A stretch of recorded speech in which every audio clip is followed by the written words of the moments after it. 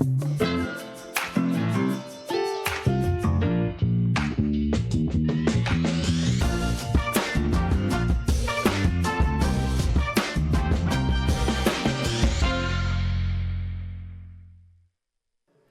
right, good afternoon, everyone. Good afternoon. Welcome to The Forum, a weekly program of the Columbus Metro Club where we cultivate conversations and connections that truly drive our region forward. The Forum brings together visionary leaders, CEOs, members of Congress, college presidents, UN ambassadors, artists, and changemakers to examine issues that matter, exchange diverse perspectives, and forge connections that truly create a better Columbus.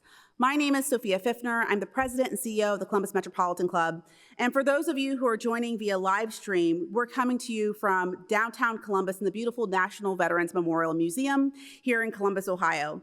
Welcome to the 2025 Lynn Greer Legacy and Civic Engagement Forum. Thanks to Lynn's generosity, we're able to host conversations just like this that celebrate inclusion and equity for the LGBTQ+ community. So Lynn, if you wouldn't mind, if you want to take a stand, we'd love to acknowledge you, welcome you, and celebrate you.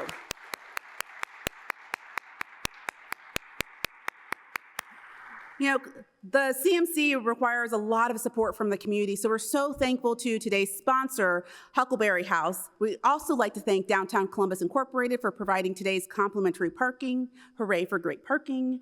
And thank you for the presenting sponsor of our live stream, the Center for Human Kindness at the Columbus Foundation, and our live stream partner, the Columbus Dispatch. We're also grateful to the National Veterans Memorial and Museum for hosting us, because as we know, every CMC forum takes a village, so let's thank all of our sponsors.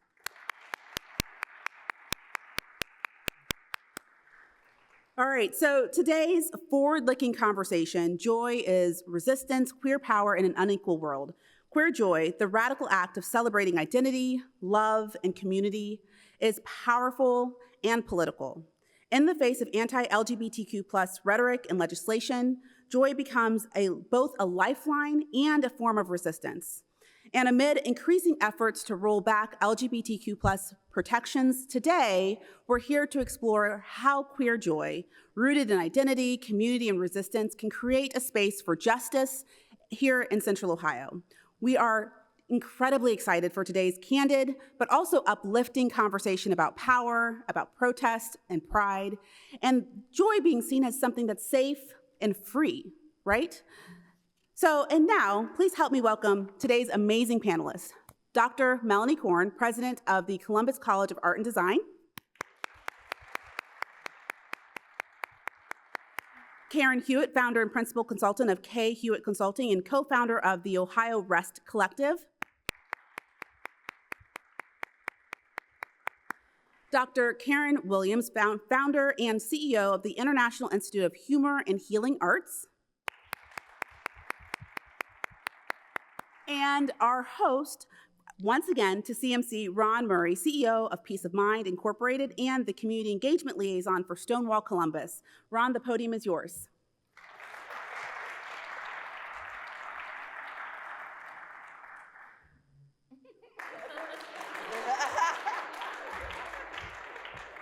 Thank you. You're supposed to clap until I get up here. That's what they told me. Okay, get set up here. Y'all can still keep clapping, thank you. Well, they asked me back, so this is what they're going to get. They're glutton for punishment. Good afternoon. Thank you for having me back again. So we're here to talk about queer joy. And so we're going to spend some time talking about that and what it looks like, who has access to it, who has the privilege of it, who has the control of it. So we're going to get right into it. She's already introduced us, our panelists. So the first question is, when was the first time you remember joy? We're going to get real deep into it first. When was the first time you remembered joy? Tell me your deepest, darkest secrets. I remember joy as freedom always. Hanging out with my brothers. I'm the oldest of 7. There are 2 brothers under me. And they had to do my bidding, and that made me joyful. And so we were climbing trees, and I'm up in the tree, and my mother says, girls don't climb trees. And I'm up in the tree wondering how I'm gonna get down. So that was the first time that my joy was interrupted by, to this day, I ask my mother, she's still alive, what was your modus operandi? What was that about? Why did you even say that? And it was fear-based, you know. Everything around girls, most of us had to experience our joy being quashed because we were free and yet not, mostly because of people's fear around what might happen to us. So as a result, I don't remember how I got down from the tree. I had a very similar experience. I grew up in right near a development that was happening, a suburban development. And so when I was little, we would go run in the fields and play, and we would, climb into the foundations of all these houses that were being built, and it was amazing, and it was great. A lot of freedom, being in the late 70s, early 80s. And I remember very specifically this one time that I was running around outside, no shoes on, no shirt on. I was probably about 5. And some neighbor lady, stopped me and chastised me for not having a shirt on. You can't run around like that. You're growing up. And I just remember, again, the pure joy of childhood freedom, again, being interrupted by, gendered expectations for little girls. And it was a bummer. I'll jump on that bandwagon. I think it's interesting how you're just in joy. It's a birthright. You're in joy until you're reminded that there are people that don't want you to be in that joy, and then it's a little concerning, probably. But my first memory where I had to grapple with that, we used to go every year. I'll say the first thing. We used to go every year. We had a timeshare in St. Pete, Florida, and so we would go to Disney and stuff. So there's like a lot of awe there. Like I was enamored with everything there and a little in love with Mickey Mouse. However, when I grew up and was playing sports, that was where I was in the church, and so I would play outside. I'd be the only girl playing with them outside, and the guy I was dating at the time said, you're the only girl out there, and it was a thing, and we kind of broke up after that. And then I went on to play in college basketball, and he came and saw me play at Miami of Oxford, Ohio, and he was just like, you're like the best person on the court. And I was like, I know. So, I had joy just playing sports and just being a rowdy, athletic person, and then it was like, it mattered that I was a girl doing that with a bunch of guys, and I didn't see anything wrong with that or any issues with that, and I was really happy because my team always won. So, that was one of those things where it was like, all right, and then it was like, we're not in a relationship anymore. So, I mean, it has some consequences, I think, at times. Thank you. From hearing the stories, it almost sounds like Newton's law of motion. An object will stay in motion until an outside force acts upon it. It sounds like we're all in our joy until someone tells us we're doing something, until someone tells us it's wrong. And we talked about that in preparing for this panel. So next question I'm gonna ask you is, how does race, class, gender, or ability to shape access to joy in an unequal system affects joy? See, we're going real deep. Yeah, so that's a lot of stuff, yeah? And the reality is, if you look up the difference between joy and happiness, it's really important to know the difference. Happiness is dependent on circumstances. You're happy when you get a new car, a new lover, a new job, and then you're unhappy when the lover leaves, the car gets smashed, and and you don't have the job anymore. So there's that thing of relative happiness and absolute happiness, right? Joy is really self-directed.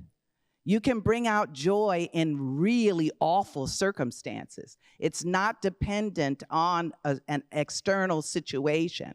So the thing that people need to realize is that people experience joy under very impossible kinds of situations. We need to think of like a Nelson Mandela, right?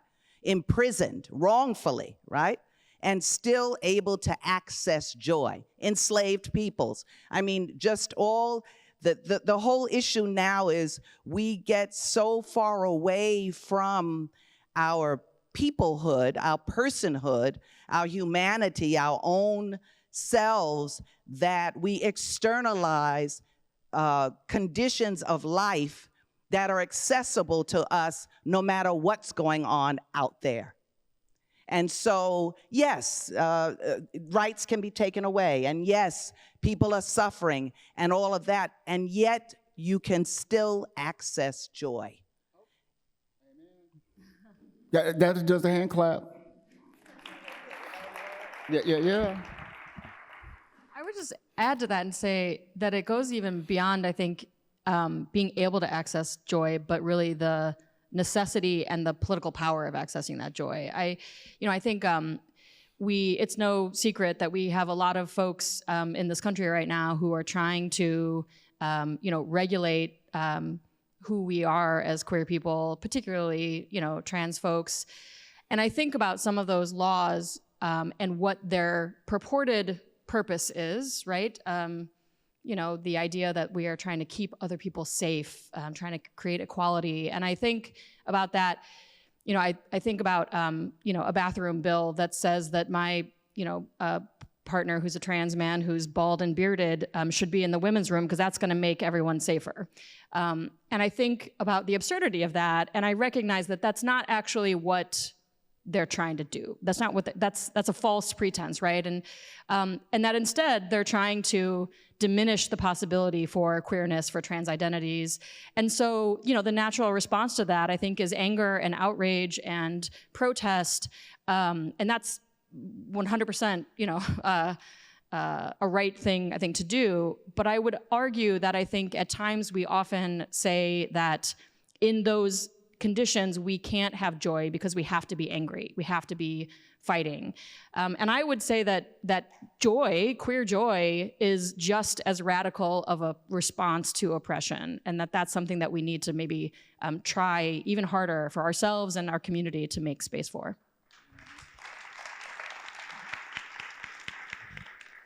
I would just say joy is a casualty of unchecked and abused power. Because joy in and of itself, I think, is available to us all. I believe it's a birthright. But folks who are in power and wielding control and that tight grip, and it is fear-based, right? Like, there's a lot of healing that hasn't occurred, that I don't need to control anyone because I'm good with me, right? Like, and so whenever anybody is like in need of controlling a population, a demographic, or saying that someone doesn't exist, to me, that also shows a lack of joy there, right? Like, if I have joy, then I'm not worried about how anybody else expresses their joy. It probably has nothing to do with me. And so in that sense, I think, to the point that racism and sexism and homophobia and all of that is a symptom, a byproduct of fear and not wanting to claim it and not going with the crowd and not being with the socialized thing. And so that's why it's a little radical to me, to first of all be like proud and out. And then also, like, I'm gonna crack a joke. Like, I'm gonna crack a joke at some point and some time. If anybody's ever sat with me in this room, y'all know it's a problem. But like, and I think that has a lot to do with the work that I do personally, like on my own self. And I think there's a lack of that, gestures at, world administration, et cetera. But I think that's a challenge. Thank you. I think we also have to be people who are grateful and pay homage to, in particular, the civil rights movement, which is really the blueprint for all the other movements that exist today. I'm thinking of Fannie Lou Hamer, right? Someone sat next to Fannie Lou Hamer and said to her, I'm gonna beat you to within an inch of your life, and did it, okay? Now, that's who I keep in my spirit. And so attributes like resilience and perseverance and kindness and really taking away this imagery around privilege, because I'm going to tell you, academics and scholars came up with white privilege because it was supremacy and domination. But if you say privilege, it sounds like something I might want or a gift, okay? And it soft soaps it. But it's not a privilege to keep people under your thumb. It's not a privilege to create institutions that bind people to false realities. It's not a privilege to have constructed a metal faceplate for an enslaved woman who talked too much so that all she could do was drool out of the side of her mouth. That's not a privilege. We need to really hold ourselves accountable around the language that we use also, so that we don't just feel like we're in these individual silos of oppression. I'm not gonna out-oppress you, okay? I'm just not gonna do it, you know? We have to really understand the power dynamic that's out there to oppress us all because we're different. And again, it's fear-based. I will not live in fear. As Karen says, joy is a right. It's a birthright.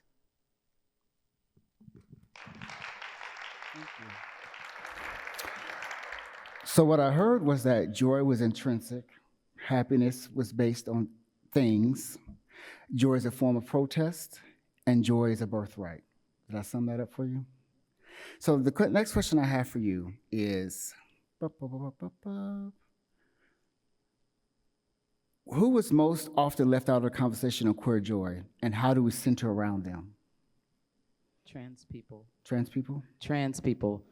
That's like, as everything has gone, I think that a lot of times, in my experience at least, identifying with being trans, it's one of those things where I'm having those experiences and curating and creating those experiences, but people aren't gonna come out to stuff if they're not safe. So I think that's something to consider, and we see for a fact how they've tried to separate trans from the LGBT, right? Like they've tried to take that T over here and also make some of us be, in line with that. And I think that's the line. We don't let that happen. We continue to bring up queer folks and trans folks that we know. We continue to bring up opportunities for us to be in safe spaces with each other. We continue to uplift and amplify and support them with mutual aid and care, knowing that I'm privileged in that space also. Who can I bring into it? Who can I pay? Like, I have a business. Who can I pay to be doing great work? Because it's very innovative and creative work, because they've had to do everything that they've had to come against everything to be great at all. And so there's so much resilience there. And so I would just say trans folks around that. I'm gonna speak up for the L, just cause I gotta. I'm a comic, for those of you that don't know. I'm the first out Black lesbian comic in the United States. And my tours were canceled in 2020. In 2019, I had applied to Miami University in Oxford, and I got my acceptance letter. I went down there, and I just got my PhD in social gerontology in May. I was just sharing with a couple of the lesbians. First of all, my work is called Laughing Out Loud, narratives of the contribution of humor to the health and well-being of older Black lesbians. I had to have 3 different committees. The first one didn't think I should talk about humor, it's too amorphous. The second one was so homophobic, lesbophobic, it was ridiculous. I can't support your work, I don't believe in your work. But then when I got to work, there is so little on lesbians, Black lesbians, and older Black lesbians that I was practically drawing from everybody to create this dissertation.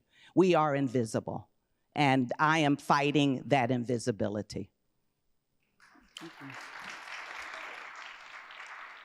I'll just add to that to say, I think, the thread that I'm sort of hearing between both of these responses to the question is really about access to community. I agree that I think joy is intrinsic, but I also feel like it is at times much easier to access that joy when you can be in community with others, when you can, again, go to exciting, wonderful queer spaces and see joyful things, when you see that joy modeled for you maybe in others that, if you're having trouble accessing it yourself.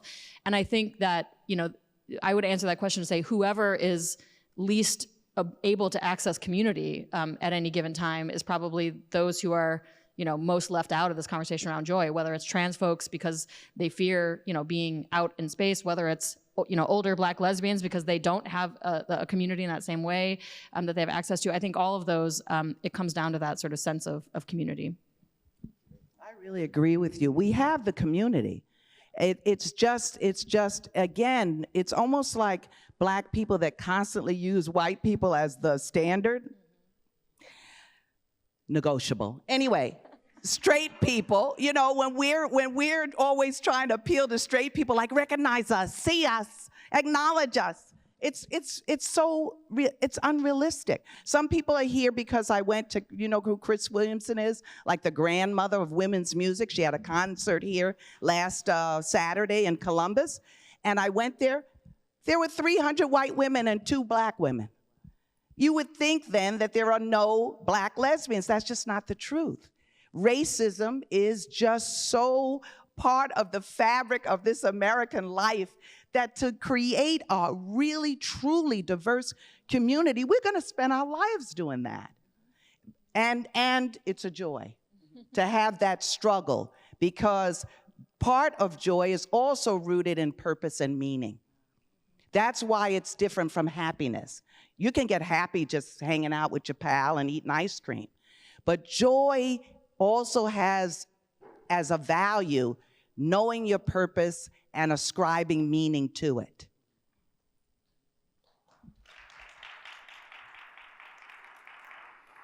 So I wouldn't be who I was as a moderator if I didn't put my own piece on this conversation question. I'm gonna speak to my brothers of Black gay men. Oftentimes in these settings, in these meetings, we are becoming scarce at these tables.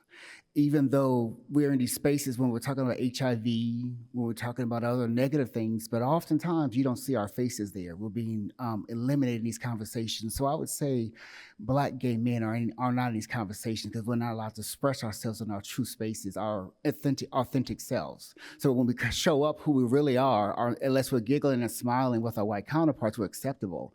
But then our passionate, emotional, expressive selves, then we become violent, we become assertive, we become, threatening, and then we're isolated out of the conversations. We're at the tables until we show up who we really are and our intelligent, our beautiful, our huge selves.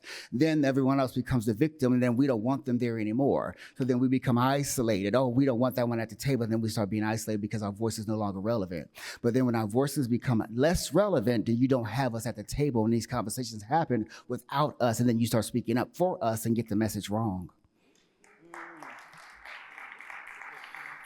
Just want to throw that in there. I'm going back to being moderator, sorry. Next question. How does art, humor, and storytelling sustain queer joy and healing? How does art, humor, storytelling sustain queer joy and healing? Do I sound like Alex Trebek? I have had the luxury of producing some comedy shows really recently. I am not on this level here, but I'm newer to the stand-up space. I've been doing improv since I was 14, but around stand-up, and like I have this curated audience that is so multicultural and intergenerational, and getting people there, and I'm highlighting unapologetically Black, queer artists, comedians. I even have some musicians. This next one I'm doing, shameless plug, November 7th at the Attic, is like all Black women comics. Black women are assigned female at birth, and then it's a musician as well. So we're gonna do some house music locally, and they're all Black women or assigned female at birth, and it's pretty cool. But then the crowd is getting into it, and then there have been people that have thanked me after these shows and said, I never wanna be in front of an audience that isn't like this, that isn't this diverse, that isn't this open and understanding and literate and critical thinking and like all of these things. And like you have to come with your A game in that sense as an artist. And I think that push for like what is relevant and what can we talk about and what can we make creatively funny, or what can we have our conversations. I do the podcast and it's like we're crying, we're laughing, and then we're probably hugging or spreading some wisdom, you know? I think having the ability to have all that complexity of emotion and interaction is undeniably incredible, and it will pull people out. It's literally healing, and it will pull people out of dark times.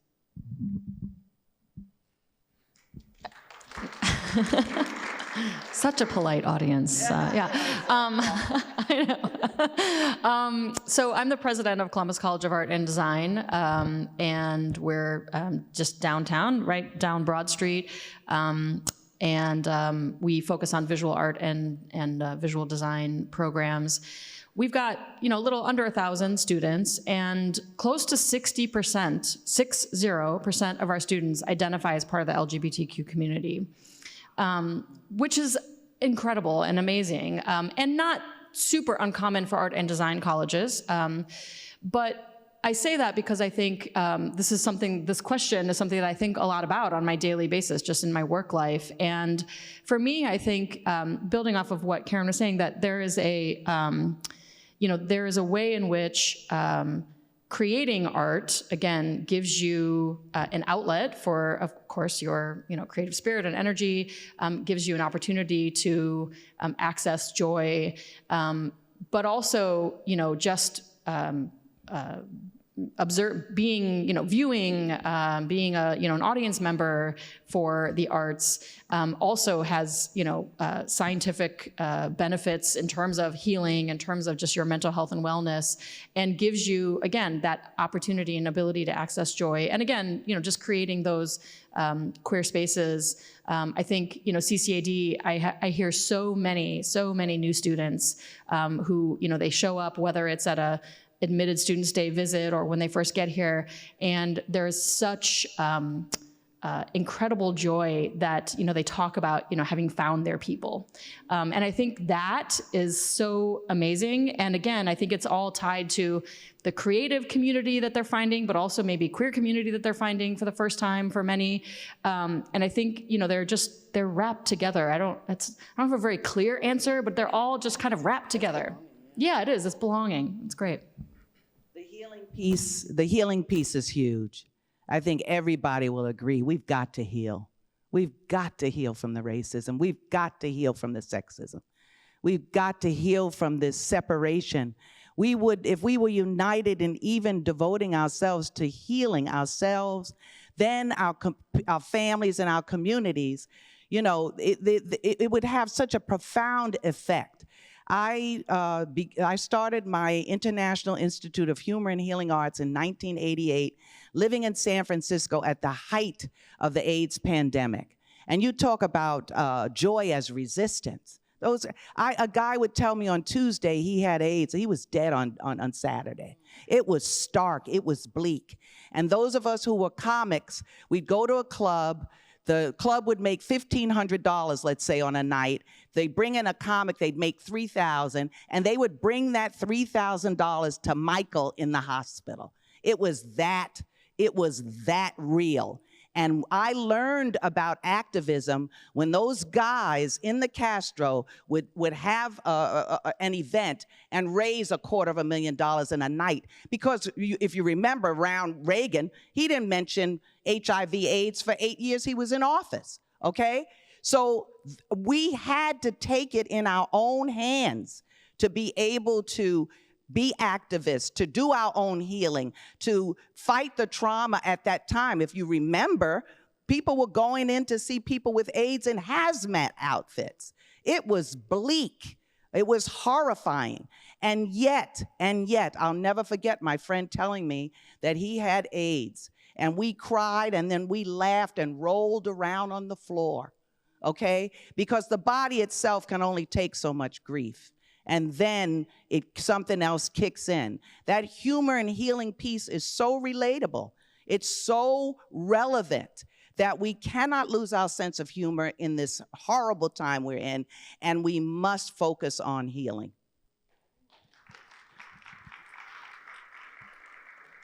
I do want to add to that with just the thought of I have some different personas, I guess, in public life and professional life, and for a while, I was like, I don't want to. Like, I don't want to produce this. I don't want to have to be the producer. I don't want to have to be the talent. I don't want to have to do the marketing. I don't want to have to do all of this.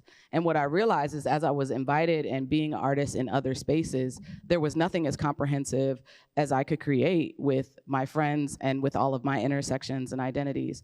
And so I think one thing to note for you all, if it's a call to action, if you're like, I don't know that space, or I want it, you go to something and you're like, there's still something missing, then my encouragement for you is to either find people that can do it with you, because I have an amazing team, but like, do it yourself. Like, create the space yourself. And that's not to say it in like a do-it-yourself way, like you go do it, but there's only you that can do it with your intersections and create belonging for people in your tribe. And I mean, if you find another tribe in some events or things that you go to, fantastic, like great, keep that belonging, stay there, stay locked in. But if you are seeing something and you want to create something and you don't have it, and you know what you want and you have a vision for it, get with people and create it. If not, call me, but get with it and create it, right? Thank you. So my next question is this. What steps must allies, no, I don't want that one. I don't want that one. Give me another one. What gives you hope that queer joy can endure and grow in today's climate? All of the people here. All the people here. All the people here, that you came here, that you are seeking to be a part of. When you're speaking, I'm PhD in gerontology. I'm going to be very ageist right now. I've got about maybe 40 years on you, maybe 30. How old are you? 40, okay, 30 years, excuse me. Those young people. Anyway, what I'm saying is, I love that this, she almost embarrassed me in the advertisement for this event because she kept saying, my Shiro, and this and that and the other. I am. Because you can now say diverse, but those women over there know that when I was entertaining them 30 and 40 years ago, it was just me and a sea of white women. And I used to say to myself, what makes you think that I'm so brave? That I can come places, Chris Williamson, you saw it, 300 white women, it's 2025. There were 2 black women there, me, the MC, and one other person, okay? Why is this still like this? What inner work have I had to do to keep showing up? If I didn't believe in joy as resistance, I would just drop out. Many times I wanted to drop out, but I thought if I drop out, no one else will be there. And then she shows up. No, 30 years later, okay? I'm telling you the truth. But my joy, the inner healing I've done, what I've contributed, you'll all see the documentary in January, what I've contributed is real. And in the meantime, I've done tremendous healing. I've helped heal communities. And our joy is, it's real. It's tangible. And it takes people to be fearless in terms of the pursuit of our humanity, our personhood, our right to be joyful.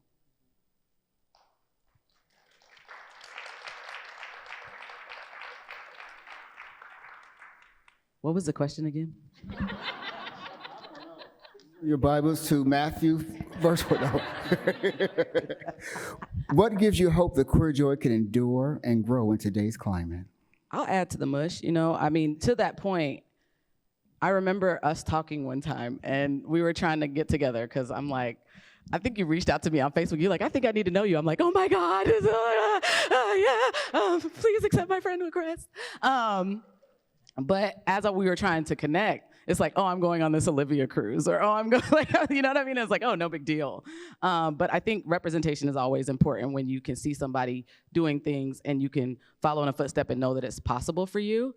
But what continues to have me hopeful is the legacy of pioneering, the legacy of doing it alone, the legacy of doing it scared, the legacy of doing it without knowing where your next resources were gonna come from for said project. whatever that was, all the sacrifices, everything comes with a cost. So whatever they had to sacrifice, just knowing that that was like the civil rights movement happened. Like they're walking back things from the civil rights movement. It's been done before with way less technology and with way less ability to connect across, you know, regions and states and even countries. But I think that it's possible because we've seen it literally happen before. The people in the civil rights movement didn't have that. You know what I mean? So if you're thinking about that and all the revolts, you can go all the way back to enslavement. You know, like there were revolts and there were, you know, you have Black Wall Street, you know, you had Tulsa. Like you have all of these places you have that have been, you know, tried to deflate it. They tried to deflate those folks. And we continue to, and Black people do it real well. I don't know if y'all have ever been to a cookout. I don't know if they're giving out those invitations right now. There might be a few years on that, but nevertheless, if you've ever been to a cookout, we gonna clown each other. And that's like the way I show you love. If somebody's not joking with me, or if I'm not joking with somebody, I don't fool with you. You know what I'm saying? And so like that ability to laugh at yourself, that ability to laugh at each other, we need that walking into what we're walking into or continuing to walk into right now. And so just being able to see that that movement has occurred and that they're actually walking it back, that to me, the fact that they're walking it back shows me how much joy and how much resilience was required to get to that place in the first place. So the fact that they're trying to squander it always lets me know exactly what path I'm on. Like, oh, I'm doing it right. I'm doing it right if they're coming after it because they don't have it. Yeah. I'll just add quickly to that. And I think one of the other things that gives me hope right now, I think, is, you know, again, sort of thinking generationally. Again, I wouldn't be a college president if I didn't say, you know, our students, right, our younger folks who are fierce in their willingness to, you know, find, again, opportunities for expression and joy. And the other piece of that, I think, is technology. I think, you know, as horrible in many ways as it can be for democracy and other things that we care about, it also can be an opportunity. And I think when it comes to, you know, queer joy, joy as resistance, you know, I think the tools that we have now that we didn't necessarily have, you know, even 10 years ago, much less 20, 30, 40 years ago, give us new opportunities and platforms to find community, to reach across, you know, time and space in ways that I think create opportunities, again, for art, for resistance, for culture, for joy in new and expansive ways. Thank you so much, everyone. Thank you. It is CMC's long tradition to take audience questions and those on a live stream as well. So we'll move to the questions from a live stream and in-person audience in just a few minutes. So I'm gonna ask one last question. If you have any questions, please make your way over to the microphone now. And if you're joining us on YouTube, while we're on YouTube, if you're joining us on YouTube, please type your questions into the chat before we take audience questions. Panelists, I have one more question for you. What's one practice you recommend for individuals or organizations to center joy in daily life or programming? What's one practice you recommend for individuals or organizations to center joy in their daily life or programming? Or legislation? Or city ordinance? Or rules? Or bills? Or funding? I'll start with just a simple, you know, personal one. I think, you know, first of all, stop the guilt, right? You know, the guilt about, you know, taking time for joy when you should be, you know, fighting hard. Taking time to do nothing and zoning out in whatever that looks like to you, you know, whether that's going down rabbit holes or scrolling. I think, you know, that time of just restoration is important to be able to access joy. And I will also say that I think, you know, laughing every day is important because it takes that muscle memory. And I know not all joy is laughing. I think, again, as opposed to happiness, it can be a much deeper, quiet feeling. But I do think just literal laughing out loud expression just like physically reminds your body that is something that is important and actually physically changes your body with, endorphins and serotonin and all that good stuff. Drugs, right, drugs. Natural drugs. No, the natural. I'll say natural drugs. Internal Excuse me. drugs, not the I had a internal flashback. Intrinsic drugs like I'm joy. sorry. I had a flashback. The drugs that come naturally inside Absolutely. of you. The natural ones are best. So, the views of the but panel reflect the as CMC I am a woman of a organization. certain age. I can't lie. I did inhale. Anyway, no, really, bouncing off what you're saying, self-care. It's a term now that almost feels a little bit overused, and we don't really know what that means. Like we think bubble bath or something like that. No, self-care is if that toxic person is coming over to talk to you one more time, you don't have to talk to them. Okay, you really don't have to talk to them. If there's negativity all around you, people who just complain, chronic complainers, get to stepping. I don't have time for that. Okay, and it really takes a lot to really put yourself first. And I don't mean in that classic way we're hearing now, narcissism. I'm talking about a way that keeps you, I meditate twice a day, every day. I've been a Buddhist for 53 years. That's, sorry, brother, but it's okay. No, really, seriously, you must find something that gives you that inner peace and that stamina that says, I am able to stand on my own no matter what's going on, who's coming at me, what's happening out there. I am safe. I am at peace. I am in joy. And I am enjoying this gift called life. We've got to be grateful for the very gift of life itself, because there are people, and especially to safeguard our health, we must safeguard our health. So that self-care piece is very, very important. And I really hope that, because I'm just getting there. A lot of us are how many of you are caregivers? Oh, it's exhausting, exhausting.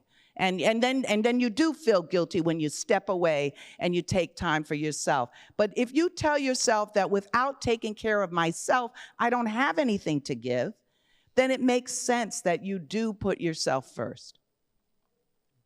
I really love what both of you have said. So to me, in my head, I'm a math major, I'm starting to put equations. So I'm like, oh, peace plus restoration are the conditions that are necessary for joy. And so I say I write to heal. I create to heal, and I share to be in community. And so for me, I don't know how many of you are familiar with the Artist Way. Yeah, we got some hands. And for those of you that aren't, I think it's around 7, I have to remember that workshop we did at the Museum of Art, but like around 7, we start getting that socialization about our creativity, and we're told not to, embrace it, and we're told to get serious, and then we start to, and that veil thins up a little bit. And I would just say, try to go back to childlike wonder as much as possible and write it. It doesn't have to be good to anybody else. It's for you. And then if you're sharing, share where it feels safe. It's vulnerable because it's like you're just completely exposed out there as an artist. But I think, Nina Simone said that, it's an artist's duty to represent the times. And I think if I'm not doing that, then what am I doing? And so to the practices and self-care, I have like a scroll of like practices because I need a lot to regulate. But I think to that, do the art, post it, just say it. You're gonna find somebody that connects with it. And if you get one person that connects with it, I think we've done our job to let people know that they're not alone. And dance. Dance is the only exercise that affects dementia. The only one. Dance. Don't worry about how you look. Don't, white people, I know you do 1 in 3, but dance anyway, okay? It's fine. We won't laugh, just dance. We'll put our hands up with you, really. Like we'll do it. We'll do the things. Dance. Thank you so much. Now, Doug Buchanan with CMC is curating questions from our live stream audience. For those of you who are here with us, please join Doug over at the microphone. Doug, what is our first question? Ron, thank you Yes. very much, and thank you so much to today's panelists for a great conversation. As Ron said, if you have a question for today's panelists, please do join me here at the microphone. If you're watching online, type your question into the chat. We'll try to get to as many of those as possible. Great questions at CMC always have two things in common for our regulars. They take just a few seconds to ask, and what punctuation mark does a question end with? They end with a question mark. Yes, thank you very much to our regulars. I'm going to launch us off with this question from the live stream audience. Tommy Young says he is an out and proud gay man. How do we bring our own community together to join forces with other communities to stand together?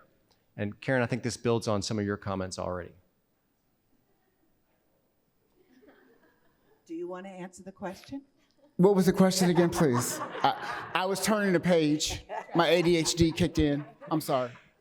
Tommy Young wants to know, how do we bring our own community together to join forces with other communities to stand together? Oh, he's an out gay man? So you want to ask the gay man on the stage that question? Okay. I don't feel marginalized at all. Okay.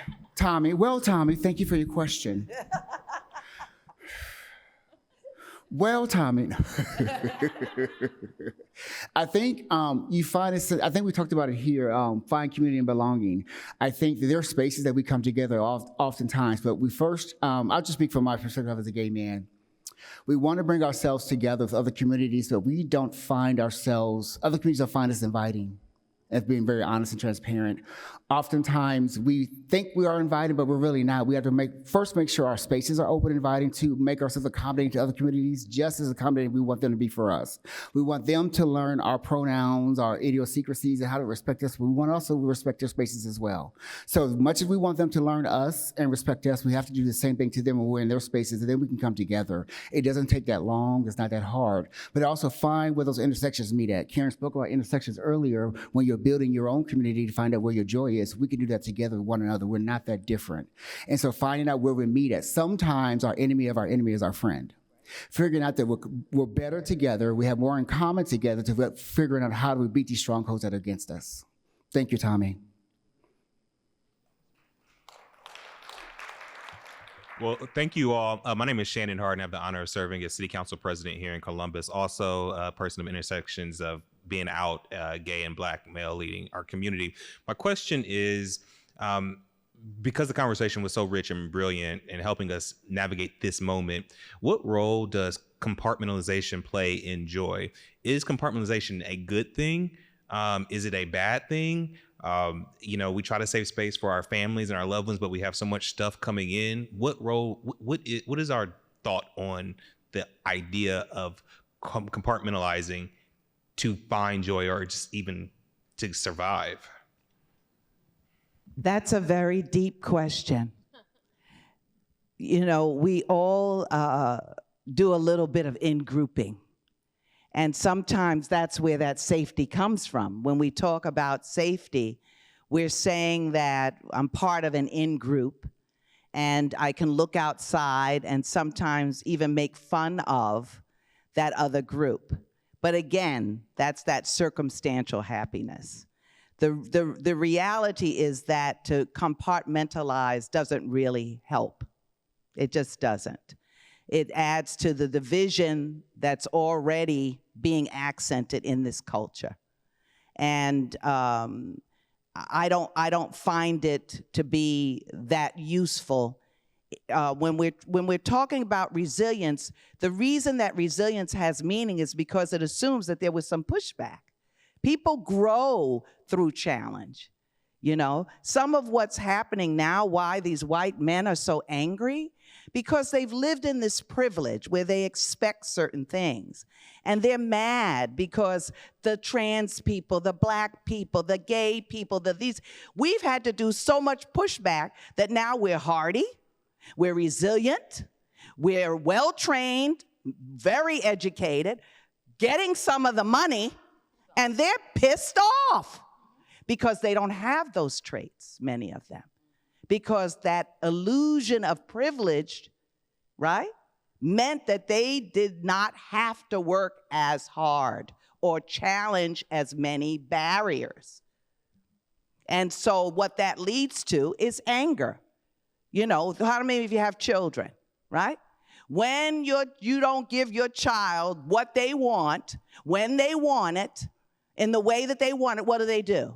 They have tantrums, right? And then you have to explain to them or, meet some harsh punishment to which they then grow. Hopefully, it's not too harsh. But it's that constant kind of push and pull that actually brings out the best in people. It's when we're all together that we really grow. We don't grow in our own separate silos.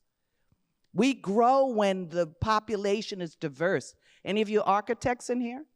The best housing is mixed housing. Yeah, we need to have diversity for our own survival and to maintain the hope and resilience that we want to see.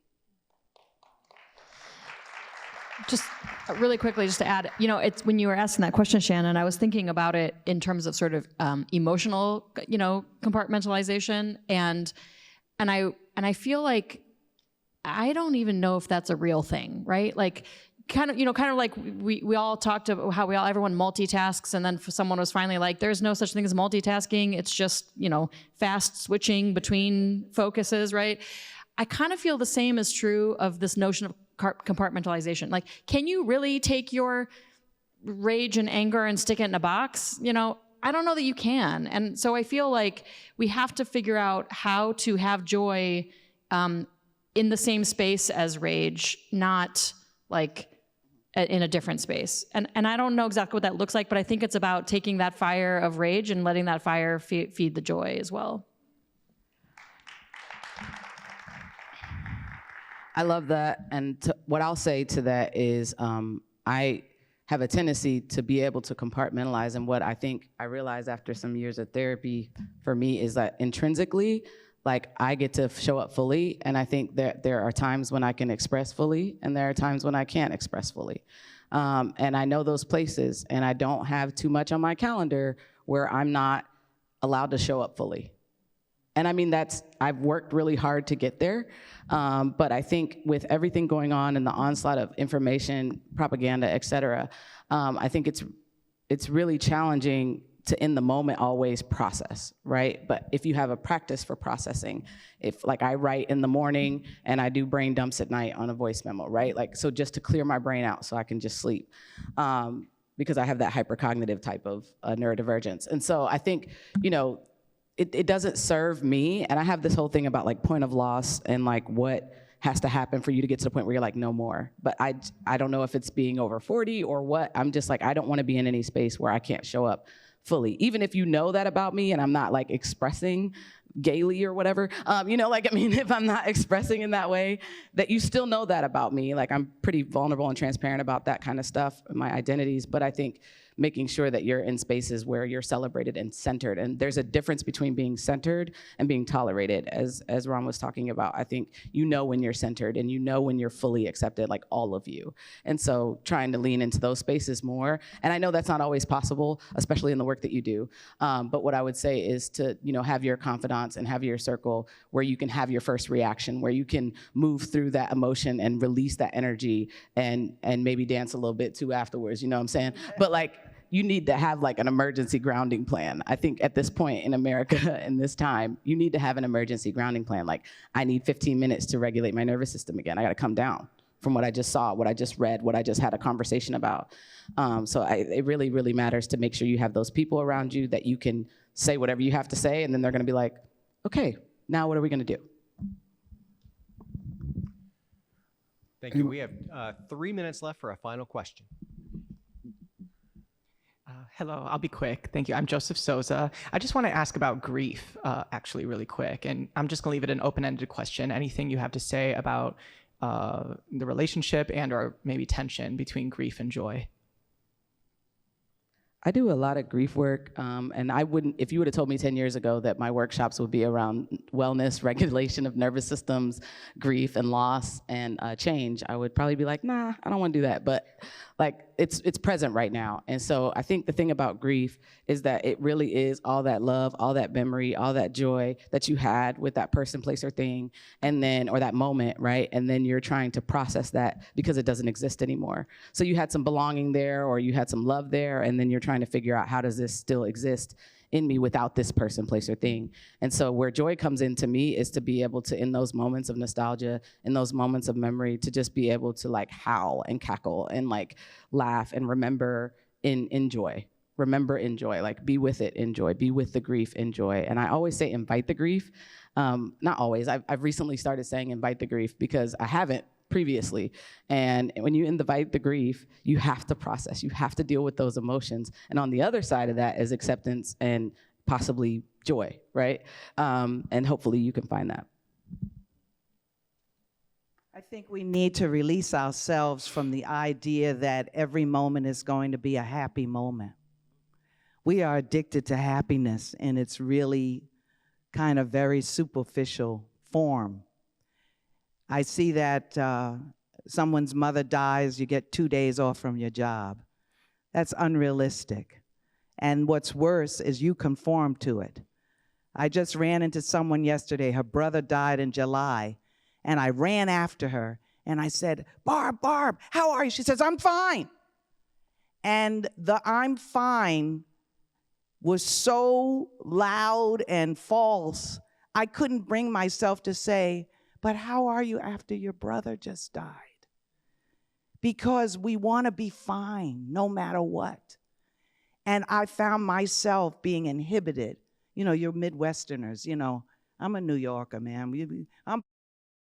That's how I feel. My fucking brother died, you know? But I don't get that in the Midwest. I get fine. You're not fine if your brother just died. Cut it out. Who are you being fine for? What do you have to do that's so important? Grieve. Take the time. Feel the feeling. Get to the memories. And some days, you won't do that well. You'll be really f***ed up. But it's okay. It's part of the human condition. And you can still nurture hope, and you can still feel joy, because we're not monolithic. We are complex.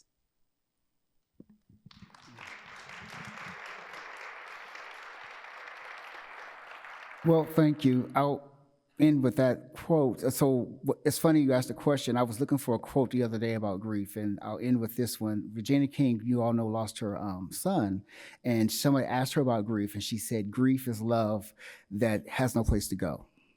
And I think about that quote often. So as I end the panel discussion, we heard today that joy can exist in our darkest parts.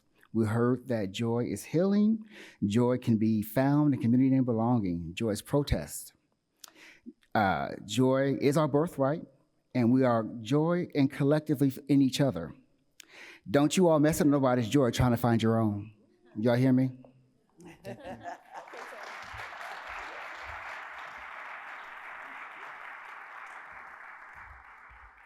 Wow. Okay. That was so beautiful and so helpful. Selfishly, for me, I thought that the conversation around joy and grief was such a wonderful reminder in today's political and climate and just today's life. Karen, you mentioned Fannie Lou Hamer, and I started to think about, who do you look towards when you're trying to find inspirations for joy, especially in the face of resilience and perseverance? For me, I'm a huge fan of Polly Murray. I think that her entire life, everything that she's accomplished, is absolutely tremendous. She has a quote, "Hope is a song on a weary throat. But if hope is a song on a weary throat, then joy must be rebellion in the face of despair." So I want to thank all of our panelists for being here today. I want to thank the Lynn Greer Legacy and Civic Engagement Fund for supporting us. A huge thank you to Huckleberry House, as well as the Downtown Columbus Incorporated for providing today's parking, the Center for Human Kindness at the Columbus Foundation, and the Columbus Dispatch, and the National Veterans Memorial Museum. But most importantly, I want to thank today's panelists, Melanie Korn, Karen Hewitt, Karen Williams, and Ron Murray, for facilitating such a wonderful conversation.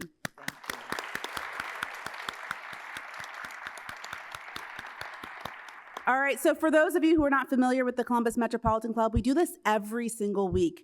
Every week we have a conversation that matters to Central Ohioans, and next week we'll be doing the same right here at National Veterans Memorial Museum, October 15th for a lunch forum.